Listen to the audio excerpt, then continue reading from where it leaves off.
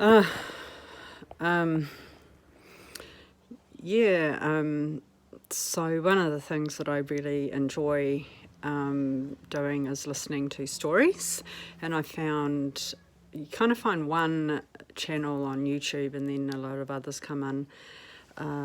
Sort of, they start to come into the algorithm and come into your feed, and the first one I really came across. I mean, I love Thoughty too.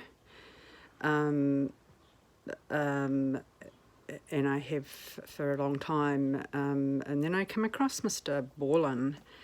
And Mr. Borland is like this amazing young guy, and he used to be, I think he was SAS actually, and now like you could just like, like actually someone I did show one of his stories to, did write him off as just a sort of like a like an, I don't know, lumberjack bro or something like that. I don't know. Like he's good looking and he's young. He's still young for what his career was, and yeah, but no, he's serious, and he's also a real philanthropist. He tells. As he puts it, the strange, dark, and mysterious in story form. And he's a very good storyteller, and he's got lots of mimics. I mean, sometimes I'm hearing, if because I've got autoplay on, and it sounds a lot like him. And there are things that make me pick up on the fact that it isn't him. And if I go and check, and it's like, oh wow, it isn't him. But they have, his cadence and his.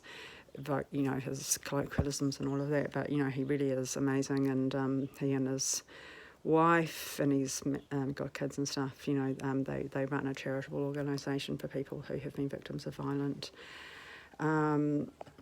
crimes, and he's a very compassionate guy. But the stories can be quite horrific. But I really, really, really love listening to those stories, and as I've said before, when I was going through my big breakdown, which was very different. It was a very much a psychiatric breakdown, a trauma, like a anxiety and depression breakdown. It was a real freak out about it. It was just before I was diagnosed with ADHD, and that's quite often what happens to adults who have undiagnosed and therefore untreated ADHD. Their lives fall apart and they just have an absolute crisis, and that's what happened to me. So what I'm going through now is completely different. It's external persecution. I'm not the only one who finds these sort of stories quite comforting, and I think it's the compassion with which they're told as well. And then I've got onto some other channels, and one of them I really love is Wartime Stories, which is really good. And they're a bit strange, dark, and mysterious as well. And then I've just discovered another one called it's called Let's Read, but it seems like there's a series, and this particular one in the series is called 5 More True Scary Park Ranger Stories, which is exactly my sort of thing. Like if I ever read creepypasta, like I'm always really interested, or true, scary stories, I'm always interested in like skinwalkers or bears or, Wendigo or, any of that weird shit. So this is like right up my alley. And wow, that Aretha Franklin song that Lauryn Hill, it was the Fugees. Not just Lauryn Hill, I think, sort of popularised again in the 90s. But listen, I mean, this is fucking crazy. So this is a park ranger who basically had the same powers as police, like to the point that they had to pull rank over the FBI. But then everybody lost interest, and this chick just went missing. And this is what he has to say at the end of the story, and it's just fucking incredible. This is exactly it. So, that's where the story ended. If the girl came forward to make a criminal complaint, then our case was back on. But until then, or until our mysterious fake nurse committed another crime someplace, then we were all out of options, and it was better to just let it go. I'm not saying I was okay with that. If it were up to me, I'd have chased that case to the ends of the earth to find out what the hell happened to that poor girl. But it wasn't up to me. I wasn't even a real ranger at the time, and when my time was up, I went back to summer vacation, then back to my studies come fall time. But that doesn't mean I forgot.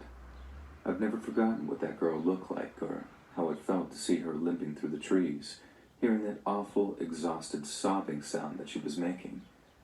And when I felt like the time was right, I decided to share this story with my daughter. I know that might seem strange to you and your listeners, telling my teenage daughter something so frightening and strange, but I feel like there's a lesson in there that I needed to teach her. When driving back to HQ after dropping the girl off at the urgent care, I was under the impression that the ranger team, along with whatever other law enforcement agencies got involved, would fight to bring her attackers to justice. I don't know if I mentioned it already, but at one point, the idea was floated that the girl had been in some kind of accident. Maybe falling down a rocky hillside had torn her clothes off, someone suggested. But all of them? Every scrap of clothing just so happened to be torn to shreds, but somehow she wasn't killed on the way down. I don't buy that, not for a second. She had to have been attacked by someone or something. Now that's obviously a very frightening thought, but whether we like it or not, monsters are always going to exist, and they'll exist as they've always done in a variety of different forms. You can always expect bad things to happen in life, but what you don't expect is seeing the very people that you thought were charged with your very protection acting like they just don't care if you lived or died. There might have been a time in this country where justice was a man with a fast horse, a shiny badge, a well-oiled pistol, and a warm heart. But nowadays, justice sits behind a desk. Justice wears a suit and a tie, and justice has a budget. And whatever heart it once had has grown cold, callous, and uncaring.